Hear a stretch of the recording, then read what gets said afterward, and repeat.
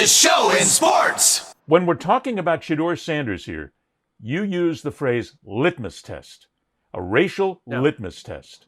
Why is it that in 2025, we are still at the point where, because SHEDEUR Sanders is a black quarterback and because white people allegedly don't want a black quarterback to succeed, we hear that all the time. We still hear that you only give him grief because you're a couple of white guys sitting here and he's a black quarterback. No, why? I mean, it's ridiculous, it's stupid, it's senseless, it's nonsense, because people like you and I, we've been around a long time. There is no racial animus here whatsoever, but why is it that we're still here to the point of we got to drag that up? Somebody's out there that's got to say, you don't like him because he's a black quarterback. Have we not gone past this idiocy, this bullshit by this time?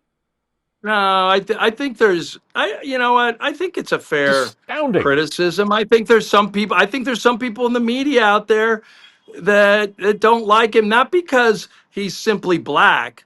There's a lot of people who love Mahomes, who identifies black. There's a lot of people who love Jalen Hurts. He plays the game. SHEDEUR Sanders is out there in your face like his dad. What? You want some of this? There's the word. What you want? Some brash. Yes. And brash and black in society is still a crime, believe it or not. Absolutely. Brash and black in society is still a crime. That's what Angel Reese is paying for. She's going to be one of the great rebounders in the history of basketball, irrespective of women or men. She is a great force. She shouldn't be compared to Caitlin Clark because that's like comparing a center to a guard, or in some ways it's ridiculous. But it is despicable to me that but it's like you can't be black and brash in society still, or it's a crime. But let me point to that. Exactly, you're right. It is despicable to me that if you took SHEDEUR Sanders and if he was a white kid doing exactly the same things, saying exactly the same things, there are members of the media, there are people in the public, there is social media who would say, hey, did you see that kid out there, XYZ kid? He's cocky, boy, I'll tell you. You got to love him because he's cocky and he gets out there and he tells you how good he is and he wants to get right in your face. But they do that because he's a white guy, but because the black kid does it, it all of a sudden is a negative. What the hell is wrong with this country that we're still there, Mike? No, it's astounding. Completely. We're still there. And you know what would be if I'm a sports writer in Cleveland today, or for that matter, Sports Illustrated when it really mattered, or anywhere. I'm taking Johnny Manziel and the clippings and the things that were written about Johnny Manziel when he came to Cleveland versus SHEDEUR Sanders. And I'm going, wait a minute. These guys, the cocky white kid from Texas who drank beers with his dad on the golf course. And like he had this reckless abandon. He wasn't the asshole. He was Indiana Jones, man. Look at him out there. He's a gunslinger, man. He came in here. Hey, he's a kid who's got a hell of a past. Yeah, it's gunslinger. But I think there's definitely a thing there. But and it's also okay to dislike somebody if they don't know what the hell they're talking about. Like at some point, I mean, this is when I talk about being a kid and listening to what you want people to tell you as opposed to what you really need to hear, which when he was slipping in the draft, it was as if they were going to put him on the streets and he was going to be experiencing homelessness in a few days. And it's like, no, some people actually didn't expect you to drop that far, and maybe you shouldn't have. But the bottom line is you're still going to get your opportunity to play in the NFL. This is not the end of the world. I know you think it is. Shoot, Tom Brady, when he wasn't getting drafted, he walked out of his house and walked around the block and cried, thought his football career was over until he got drafted in the 6th round. These are regular emotions. I mean, I could tell you, I still have a crush on a girl that broke up with me when I was like 16. Oh my God. Do you know what? Like, I thought my world was ending, Ed, when she told me it was over. It was over, now, Mike. That's it. That was the end right there. Had I known that I would have hair and get a rap game in college and meet other girls, I wouldn't have sweated it. But at the time, I had nothing, Ed, and she hurt me. Go ahead. Sorry. No, it's okay. It's the same thing that catches me. Everything's super important at that moment, at that age. Right. As SHEDEUR Sanders slides, I knew this was going to happen as I'm watching the draft. As he slid, I'm waiting for the first person, and I'm looking at social media, and I'm watching all the different reports, and I'm checking it out.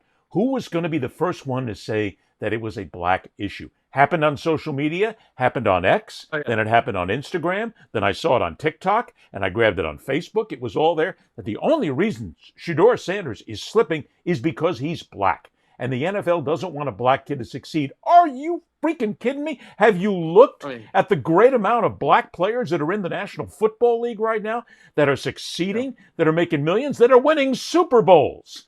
They wanted us to believe that the National Football League wanted to keep the kid down because he was black. Look, there might have been, and there probably was some of that animus stuck in there somewhere, but that's not the reason he slid. The reason he slid is because he just didn't have what the scouts wanted at the time. And look, he has a chance to star now. Yeah. Yeah, this is the only reason, but I got news for you, Mike. Look, you and I will get hammered for this because we're just a bunch of white guys talking about this, and we don't know what the hell we're talking about. We do know. Guess what? We've been there. Between the two of us, we've been there for 30, 40, 50 years, maybe more, that we've covered these athletes. We have friends who are white, black, blue, green, male, female, makes no difference, and great athletes that we've covered. We know the difference, damn it, and we're not the guys sitting there with a racial animus. We're trying to figure out why there's still people out there, mostly the general public, who still wants to scream, this is a black-white issue, when in many cases it is not. That's a deeper issue, and I can't get into it because my wife has banned me from saying really controversial things. But yeah, there's a deeper issue there. But yeah, I mean, Jaden Daniels went number 2. He was within a game of leading Washington to the Super Bowl within his first season, which is just insane. I mean, look. The whole idea. Look, I mean, my only problem with the NFL and race right now as a league is the Rooney Rule has become a joke, and it's used by white owners just as a crutch to say they interviewed a black guy when they really want a white guy. There should be more black. Well, there you want to go, Mike. If you want to go there, and if people want to start talking about a racial issue in the National Football League, don't look at the coaches. Don't look at the players. Look at the owners. Look at the lily-white, old white guy owners in the National Football League, and you said it exactly right, Mike, because you and I know, can we prove it? Of course not. We've just been there. We've interviewed. We've talked to the people. We know that there are owners out there who do not want to hire a star black quarterback. They don't. The first thing they'll do is they'll look at the stud white kid, and the black quarterback goes second. They do that without question. And the National Football League doesn't address it nearly as much as they should. Well, I'm more focused on the coaching issue.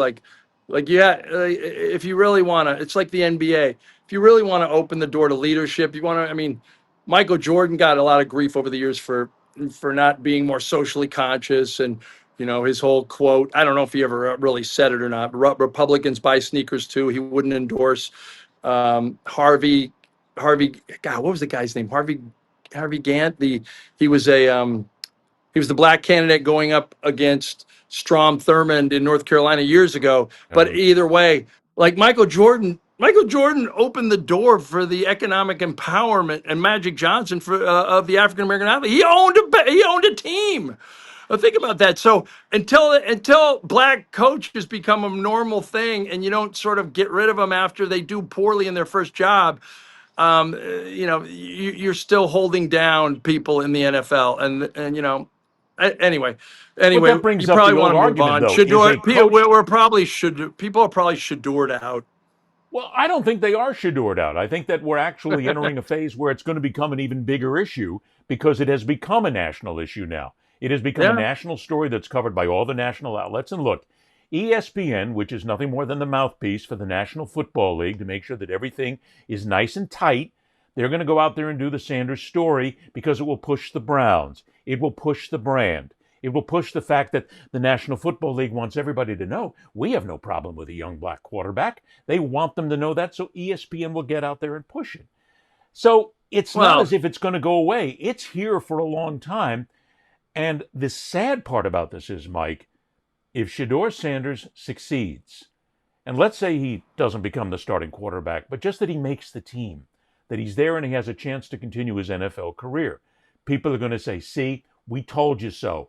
It's all about that. It's all about the racist side of things. And he beat you guys at their own game. If he doesn't make it, and if he winds up maybe going from Cleveland to another team, we will hear, you see that? You old white guys kept him down, and it's because he's a black quarterback. You didn't want him to succeed.